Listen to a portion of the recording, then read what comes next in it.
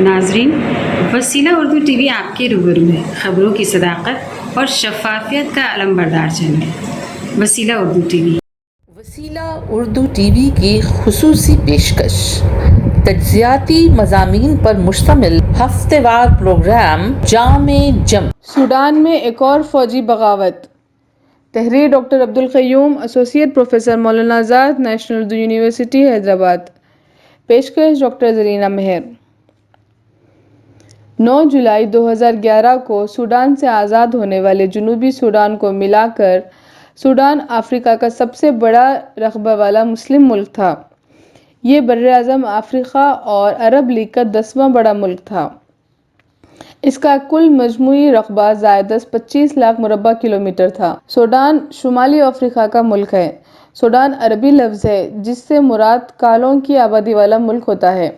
آج بھی جنوبی سوڈان کی علیحدگی کے باوجود اس کا رقبہ 18,86,000 سے کچھ زائد اور آبادی 4,50,00,000 کے قریب ہے۔ اس کی سرحدات مصر، ایریٹریا، ایتھوپیا، لیبیا، علیحدہ شدہ ملک جنوبی سوڈان اور بحر احمر سے ملتی ہے۔ 70% آبادی عربی النسل اور اس کا صدر مقام خرطوم ہے۔ 1899 میں سوڈان پر برطانیہ اور مصر دونوں کے مشترکہ اقتدار اعلیٰ کے ایک نئے دور کا آغاز ہوا۔ دونوں کے مشترکہ اقتدار اعلیٰ کا خاتمہ 1 جنوری 1956 کو سوڈان کی آزادی کے ساتھ ہوا۔ 1956 میں آزادی کے بعد سے سوڈان میں کم و بیش 12 فوجی انقلاب آئے ہیں۔ اس طرح گزشتہ 65 برسوں میں اوسطاً ہر 5 سال 6 ماہ میں ایک انقلاب سے سوڈان گزرا ہے۔ گزشتہ ماہ 25 اکتوبر کو سوڈان میں اب تک کی آخری فوجی بغاوت ہوئی ہے، جسے جنرل عبدالفتاح البرہان نے فوجی بغاوت کو اچانک چابک دستی سے انجام دیتے ہوئے حکومت پر قابو پا لیا اور وزیر اعظم عبداللہ حمدوک کے ساتھ ساتھ 5 سینئر سویلین عہدیداروں کو گرفتار کیا گیا، چونکہ وزیر اعظم حمدوک نے بغاوت کی تائید کرنے سے انکار کر دیا تھا۔ جنرل عبدالفتاح البرہان نے ملک میں ایمرجنسی کے نفاذ کا اعلان کر دیا۔ وزیر اعظم عبداللہ حمدوک نے فوجی بغاوت کی مخالفت کرتے ہوئے 25 اکتوبر کو عوام سے احتجاج کرنے کو کہا۔ اس کے جواب میں وزیر اعظم کو 26 اکتوبر کو گھر پر مقید کر دیا گیا اور ان کے لیے انٹرنیٹ خدمات کو معطل کر دیا گیا تاکہ ساری دنیا سے ان کا رابطہ ٹوٹ جائے۔ اس کے بعد 26 اکتوبر کو مقتدر اعلیٰ کونسل کو تحلیل کرنے کا اعلان کیا گیا۔ 30 اکتوبر تک 20 تا 30 شہری اس بغاوت کے دوران مارے گئے اور بغاوت کی مخالفت کرنے والوں میں سے 140 مظاہرین زخمی ہوئے۔ 2019 میں 30 سالہ اقتدار کے حامل عمر عبدالبشیر کو عوامی بغاوت کے نتیجے اقتدار سے سبکدوش ہونا پڑا تھا۔ بعد میں انہیں بین الاقوامی عدالت فوجداری ICC کے حوالے کیا گیا، چونکہ ان کے خلاف انسانیت سوز جرائم کے کئی واقعات درج تھے۔ اقتدار پر قبضہ جما لینے والے فوجی جنرل عبدالفتاح البرہان کے مطابق فوج کو آگے بڑھ کر بغاوت اس لیے کرنا پڑا چونکہ سیاسی مخالفتیں اس قدر تیز ہو گئی تھیں کہ اس کی وجہ سے خانہ جنگی کا خطرہ پیدا ہو گیا تھا۔ سوڈان میں 80 سیاسی جماعتیں ہیں، تاہم البرہان کے اقدام کو بین الاقوامی مذمت کے علاوہ داخلی طور پر بھی بڑے پیمانے پر منظم احتجاج کا سامنا ہے۔ اس صورتحال کو دیکھتے ہوئے سعودی عرب، متحدہ عرب امارات، برطانیہ اور امریکہ نے سوڈان کے فوجی حکمرانوں سے ایمرجنسی کو ختم کرنے اور گرفتار شدگان فوری رہائی کا مطالبہ کیا ہے، تو دوسری طرف افریقن یونین نے سوڈان میں فوجی اقتدار کو تسلیم کرنے سے انکار کرتے ہوئے اسے غیر دستوری اقدام قرار دیا۔ اتنا ہی نہیں بلکہ اسے اپنی رکنیت سے معطل کر دیا ہے، جبکہ IMF سوڈان کو دی جانے والی امداد کو معطل کر دیا ہے۔ سیکریٹری جنرل اقوام متحدہ نے فوری طور پر جاری کردہ 25 اکتوبر کے بیان میں سوڈان میں فوجی بغاوت کی مذمت کرتے ہوئے سوڈان کے سیاسی استحکام اور تبدیلی کے عمل کو نقصان پہنچانے کی کوششوں کی مذمت کی۔ اور مطالبہ کیا کہ حکومتی انتظامات کے عمل کا از سر نو آغاز دستور کے مطابق کیا جانا چاہیے۔ سوڈان کے تمام دعوے داروں کو فوراً بات چیت کی میز پر آنا چاہیے اور دستوری نظم کو عبوری مرحلے کے طور پر بحال کیا جانا چاہیے۔ وزیر اعظم حکومتی عہدیداروں اور سیاستدانوں کی گرفتاری ناقابل قبول اور دستور کے مغایر ہے۔ چنانچہ سیکریٹری جنرل نے وزیر اعظم اور تمام گرفتار شدگان کی فوری رہائی کا مطالبہ کیا ہے اور کہا کہ اقوام متحدہ سوڈان عوام کے ساتھ کھڑے ہونے کے عمل کو جاری رکھے گا اور امن کی ان کی خواہشات کا ساتھ دے گا تاکہ سوڈانی عوام کی امن کی خواہشات پوری ہو سکے اور ان کا جمہوری مستقبل شاندار ہو۔ جبکہ 28 اکتوبر کو سلامتی کونسل کے صدر کے صحافت کو جاری کردہ بیان میں کہا گیا کہ سلامتی کونسل سوڈان پر فوج کے قبضے کو سنجیدگی سے دیکھتے ہیں۔ چند عبوری اداروں کی معطل اور ایمرجنسی کے نفاذ، وزیر اعظم عبداللہ حمدوک اور شہریوں اور عبوری حکومت کے اراکین کی گرفتاری کی مذمت کرتے ہوئے تمام کی رہائی کا مطالبہ کیا اور تمام فریقین سے تحمل برتنے، تشدد سے گریز کرنے، انسانی حقوق بشمول پرامن جمع ہونے اور اظہار کی آزادی کے وقار کو ملحوظ رکھنے کی خواہش کی۔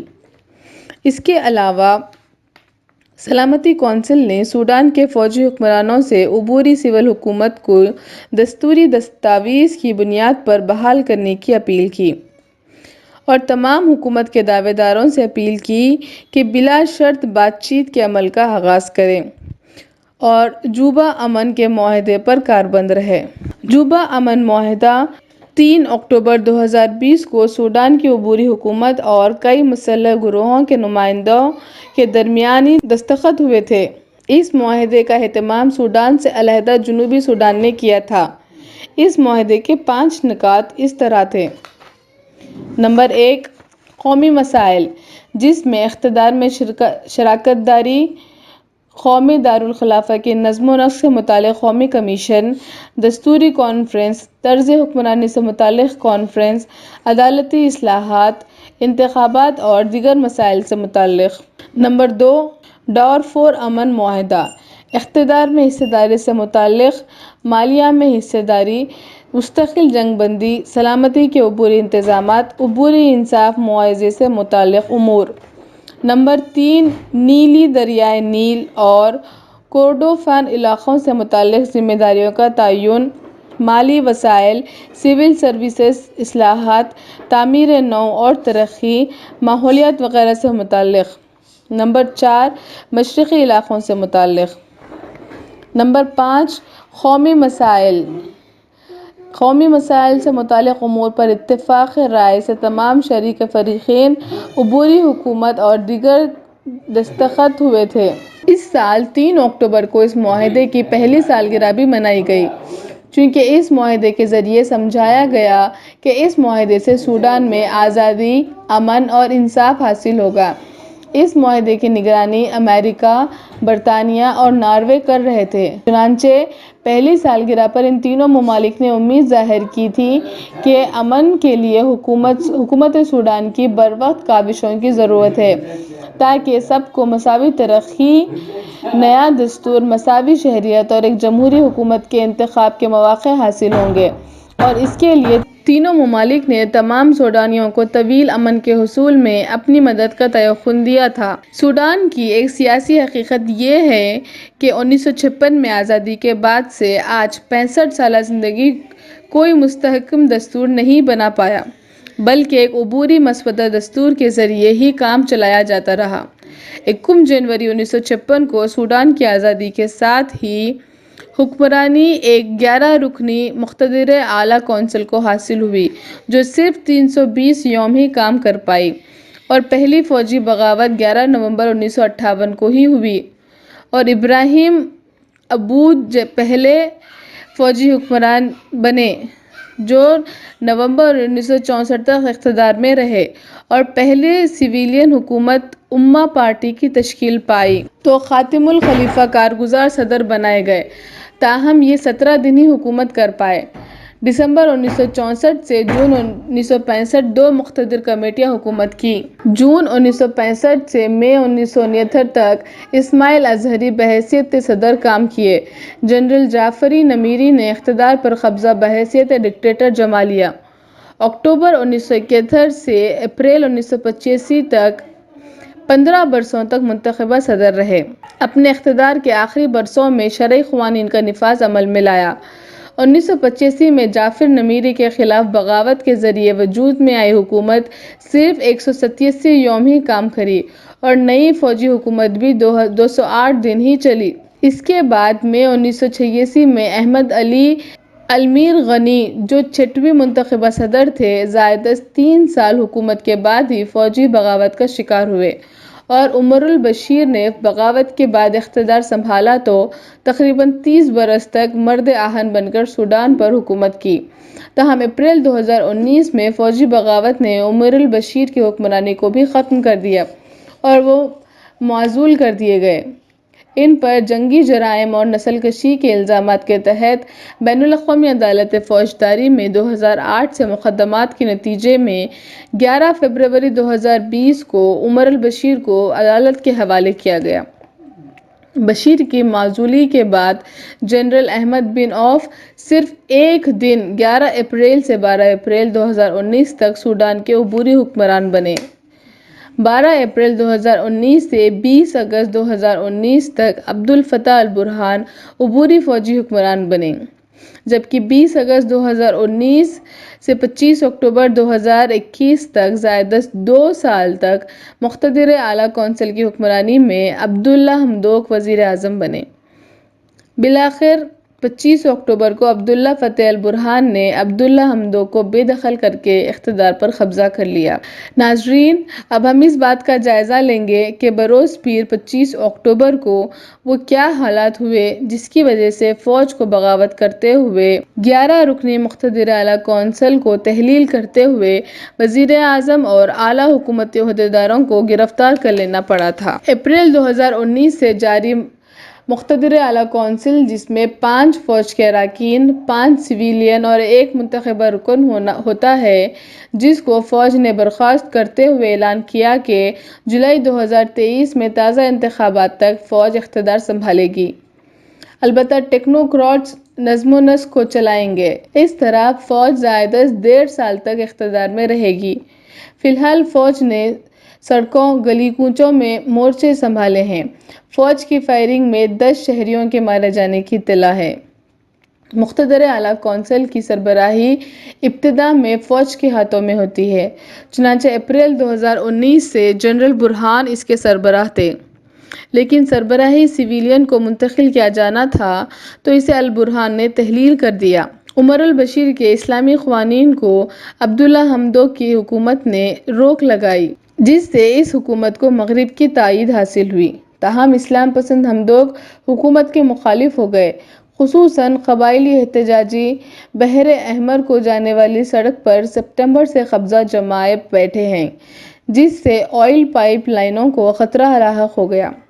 ان کا مطالبہ ہے کہ حمدوک حکومت کو برخاست کیا جانا چاہیے۔ اس طرح موافق فوج عناصر بھی حکومت کی بے دخلی کا مطالبہ کر رہے تھے۔ عبوری حکومت کے معاشی بہتری کے اقدامات کی ناکامی سے اور اقتدار کے عہدیداروں کی جانب سے غلط استعمال کے نتیجے میں عوام میں مایوسی بڑھتی جا رہی تھی۔ اس کے علاوہ حکومت نے اسرائیل سے تعلقات کو جوڑنے کا معاہدے سے اسلام پسند عوام مخالفت حکومت ہو گئے تھے۔ سوڈانی پاؤنڈ کی قدر میں مسلسل گراوٹ کے نتیجے میں فوج نے بغاوت کو ہی واحد راستہ سمجھا تھا۔ وسیلہ اردو ٹی وی کی خصوصی پیشکش، تجزیاتی مضامین پر مشتمل ہفتہ وار پروگرام جام